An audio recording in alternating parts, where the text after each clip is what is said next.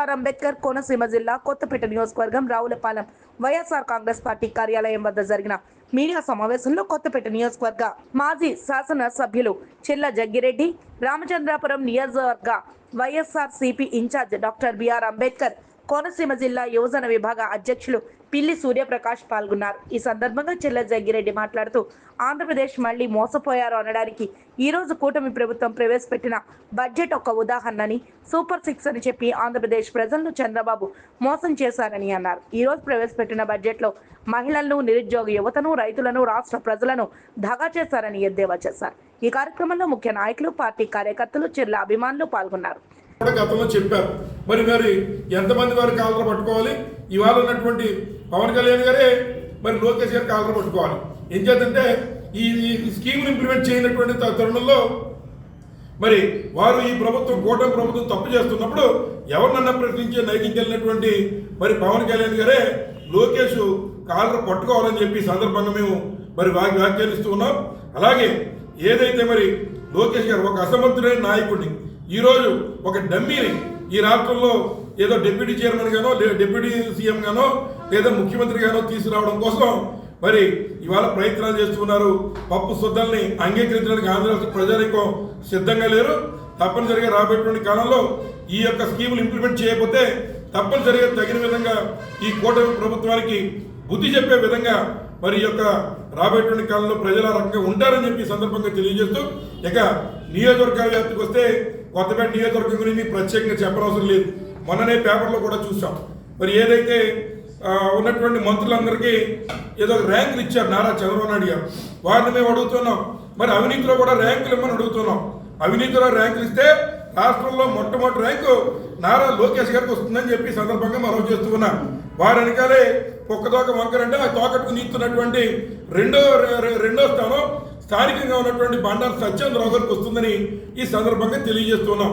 ఎందుచేతంటే ఈ నియోజకవర్గంలో ఉన్నటువంటి ఇసుక రీచుల్లో మరి ప్రభుత్వం ఏమో ఫ్రీగా మీరు తోలుకోండి పక్క చెబుతూ ఉంటే వాటిని పక్కన పెట్టి ఈ రోజున ఏదైతే ప్రభుత్వం యొక్క ఆదేశం ఒకటైతే ఇక్కడ జరిగేటువంటిది ఒకటైనా చందంగా ఇవాళ ఇసుక రీచుల్ని కానీ, మట్టిని కానీ మొత్తం కూడా అమ్మేసి మరి మొత్తం మిఠాయి పొట్టలు చుట్టి జేబులో పెట్టేస్తున్నారు బండారు సత్యేంద్రరావు గారు అని చెప్పి ఈ సందర్భంగా మీకు తెలియజేస్తున్నాం.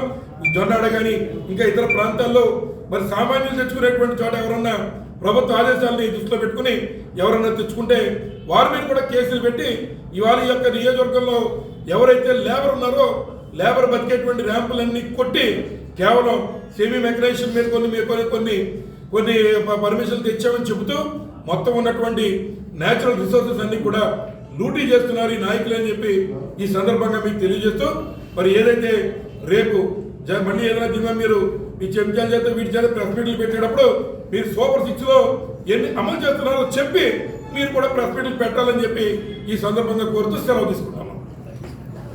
మనం తెచ్చుకునేటువంటిది కేంద్రం నుంచి కేవలం 42 రూపాయలు. మరి ఏదైతే ఉన్నటువంటి తెలంగాణలో వారు 100 రూపాయలు కడితే కనీసం 49 రూపాయలు ఎంతో తెచ్చుకోగలిగారు. ఇవాళ కూటమికి సమర్థించేటువంటి మీరు కనీసం తెలంగాణతో కూడా పోటీ పడలేకపోతున్నారని చెప్పి ఈ సందర్భంగా మరి తెలియజేస్తూ ఉన్నాం. మరి అలాగే ఏదైతే ఉత్తరప్రదేశ్ కానీ, గుజరాత్ కానీ ఉంటే వారు 100 రూపాయలు పన్ను కడుతూ ఉంటే 900 రూపాయలు తెచ్చుకుంటూ ఉన్నారు. ఆ రకంగా మరి ఇతర రాష్ట్రాలు మరి నార్త్లో ఉన్నటువంటి రాష్ట్రాలు తెచ్చుకుంటూ ఉంటే ఇవాళ చంద్రబాబు నాయుడు గారు, ఉన్నటువంటి పవన్ కళ్యాణ్ గారు, ఈ కూటమిలో ఉన్నటువంటి బీజేపీ నాయకులు వెళ్ళి మోడీ గారు కాలు నొక్కడమే తప్ప మరి రాష్ట్రానికి కావాల్సిన నిధులు తీసుకురావడంలో మీరు ఎందుకు వైఫల్యం చెందుతున్నారని చెప్పి ఇవాళ మేము అడుగుతున్నాం. మీకు నిజంగా ఈ ఆంధ్ర రాష్ట్రంలో ఉన్నటువంటి మహిళల మీద కానీ, లేదా ఉన్నటువంటి నిరుద్యోగుల మీద కానీ, లేదా ఈ రాష్ట్రంలో ఉన్నటువంటి మరి రైతుల మీద కానీ మీకు చిత్తశుద్ధి ఉంటే మరి నిధులు మీరు తేవాలి కదా అని అడుగుతున్నాం. ఏ రకంగా మీరు కూటమి ద్వారా, మీ ఎంపీల ద్వారా మీరు సమర్థించి ఈరోజు 100కి 42 రూపాయలు అంటే మీకు సిగ్గనిపించట్లేదా అని చెప్పి ఈ సందర్భంగా మరి మిమ్మల్ని అడుగుతూ ఉన్నాం. మరి అలాగే కేవలం ఈ రోజున ఈ యొక్క ప్రజల్ని మోసం చేయడం కోసమే మేము అధికారంలోకి వచ్చామనే విధంగా రైతుల్ని కానీ, మహిళల్ని కానీ, ఉన్నటువంటి నిరుద్యోగుల్ని కానీ మోసగిస్తూ ఇవాళ ప్రవేశపెట్టినటువంటి బడ్జెట్ కూడా మరి చంద్రబాబు నాయుడు గారు మరొకసారి ఆంధ్ర రాష్ట్ర ప్రజానీకాన్ని ఎమ్మెల్సీ ఎలక్షన్లు అయిన వెంటనే మళ్ళీ ఘోరంగా మోసం చేశాడనడానికి ఈ రోజు ప్రవేశపెట్టినటువంటి బడ్జెటే ఒక ప్రత్యక్ష ఉదాహరణ అని చెప్పి సందర్భంగా తెలియజేస్తూ, మరి ఎటువంటి కేటాయింపులు కూడా మరి సామాన్యులు చేయకుండా ఏదైతే మరి బీసీలకు కానీ ఉన్నటువంటి వారికి ఏదైతే మరి పెన్షన్లు ఇస్తామని మీరు చెప్పారో ఆ పెన్షన్లకి కేవలం ఏదైతే వృద్ధాప్య పెన్షన్ ఒకటి చెప్పుకుంటున్నారు కానీ మరి బలహీన వర్గాల వారికి 50 సంవత్సరాలు అయితే పెన్షన్ ఇస్తామన్నారు. ఎక్కడ ఇస్తున్నారని అడుగుతున్నాం, ఎక్కడ ఏ కోటాలో పెట్టారని అడుగుతున్నాం. మరి ఈ కేటాయింపులన్నీ కూడా కేవలం పత్రికల్లో ప్రచురించుకోవడానికి తప్ప ఏది కూడా ఇంప్లిమెంట్ చేసేటువంటి శ్రద్ధ ఈ కూటమి ప్రభుత్వానికి లేదని ఈ సందర్భంగా తెలియజేస్తున్నాం. ఎందుచేతంటే గతంలో తల్లికి వందనం అనేటువంటి విధంగా మీరు మరి బడ్జెట్లో ప్రవేశపెట్టి దాన్ని ఇంప్లిమెంట్ చేయకుండా కూడా మీరు మరి చేతులు కడిగేసుకున్నారు. మరి అదే విధంగా ఈ రోజు కూడా కేవలం ప్రజల్ని తృప్తిపరచడానికి ఏదో అరకొరగా నిధులు వెచ్చించి కేవలం ఈ రాష్ట్రంలో అవినీతి తాండవించేలా కేవలం ఇవాళ అసెంబ్లీ అంటే లోకేష్కి భజన చేసేటువంటి ఒక సభగా మీరు దాన్ని మార్చేశారని చెప్పి ఈ సందర్భంగా తెలియజేస్తున్నాం. మరి లోకేష్ గారు కూడా ఏమైనా ఈ స్కీమ్